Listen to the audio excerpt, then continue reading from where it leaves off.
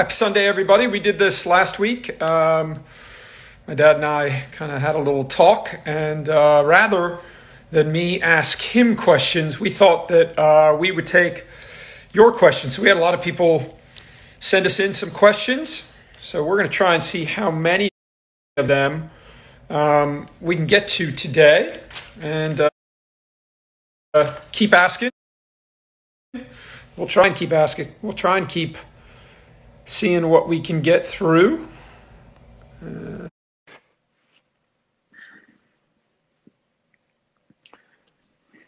How we doing? Hey, what's up, H-Man? Still bored? What have you been up to?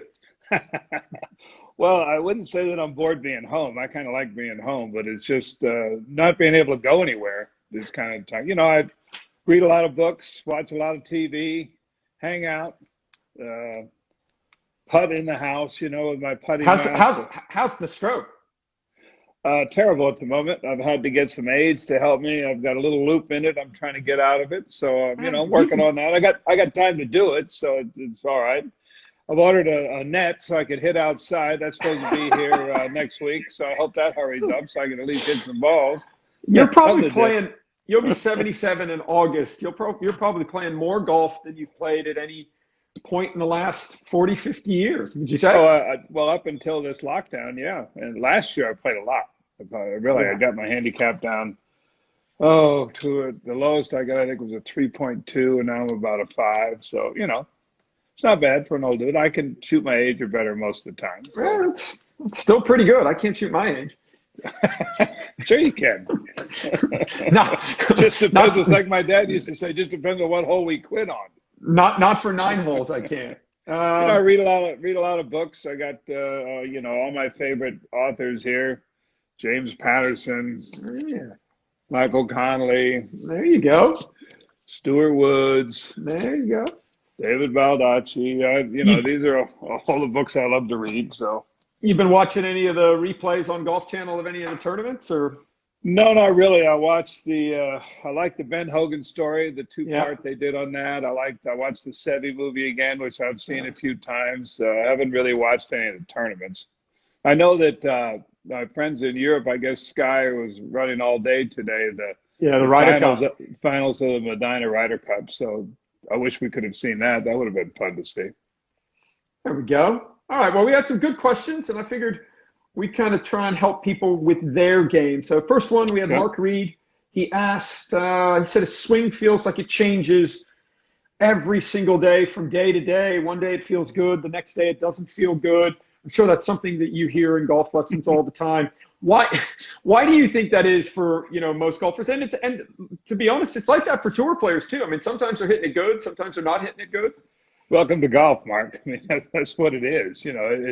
I think what you have to look at when you have that inconsistency, is there a consistency within the inconsistency? Meaning, do you always hit the ball to the right? Do you always hit the ball to the left? Do you hit the ball? Do you hit the ball fat? There's so many things that can go into that. And I would say a person that has the time to practice, if he will practice the right things, take a lesson from his PGA Pro at his club, get something to work on, and then he has something every day that he can fall back on. A lot of times people just go out and play. They don't think about anything. They're just playing. So if you've taken a lesson from your local PGA Pro, you've got something to fall back on when you go to the range to practice. And then finally, I would say the one thing people hate to do is they hate to practice whatever they're not good at. They only practice what they're good at. It's like if they can't hit fairway woods, they would never practice hitting fairway woods. Or if they're a bad wedge player, they don't practice wedge shots. So I think you got to be honest with yourself. What am I good at? What am I not so good at? Let's work on the stuff I'm not so good at. But you got to get help. You got to go to your local PGA Pro and get a lesson. Joe Scovrin just asked, who's your favorite caddy on tour? Joe Scovrin just asked, well, but then it has to be a tie at the top between Joe Scovrin and Bones. There you go. And they're both probably out playing golf today at Whisper Rock. Well, I talked to Joe, and I think I talked to Joe last week. He said he's playing a bunch, and Bones is playing a bunch too.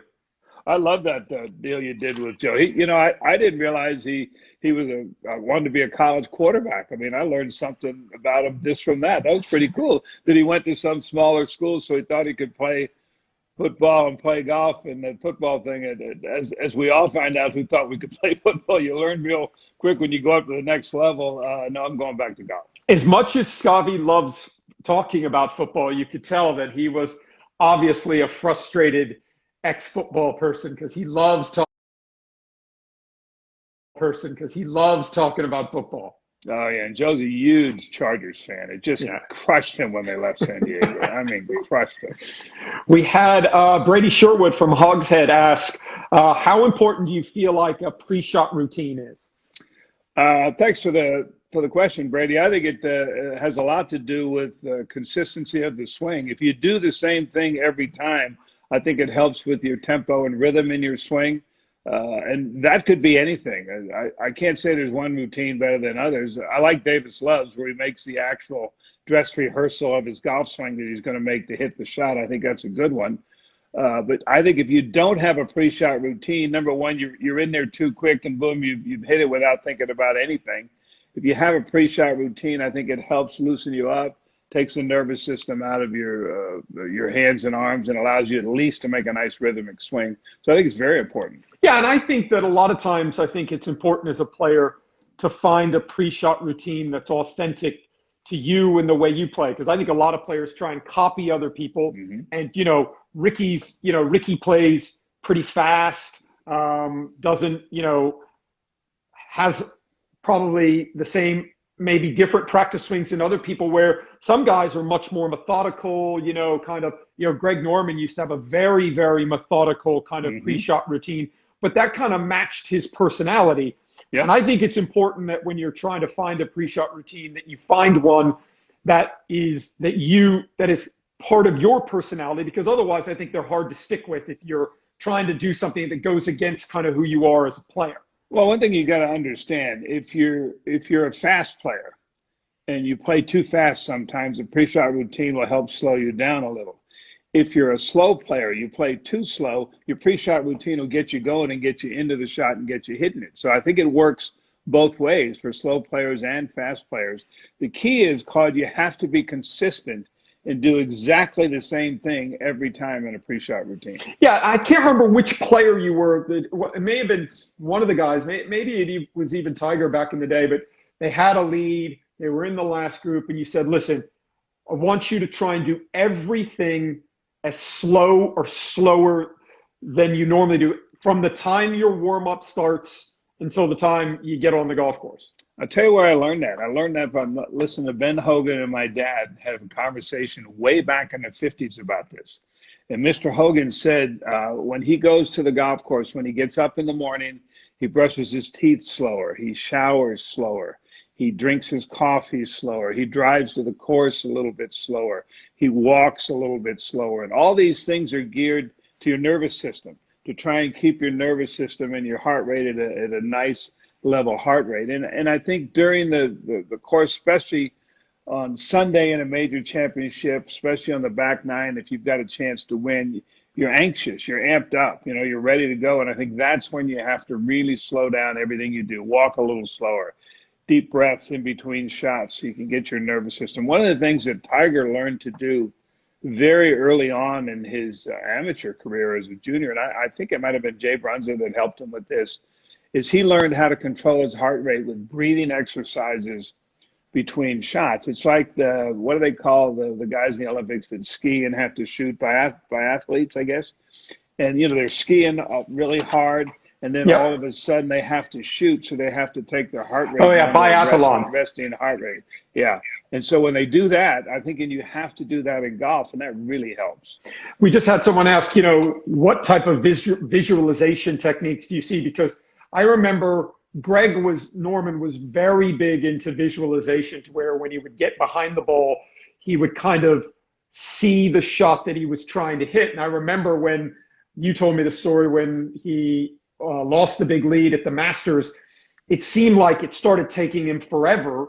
And you said that he actually told you he couldn't see any shot. He was trying to see a shot, and everything was kind of going so fast that he couldn't really visualize anything.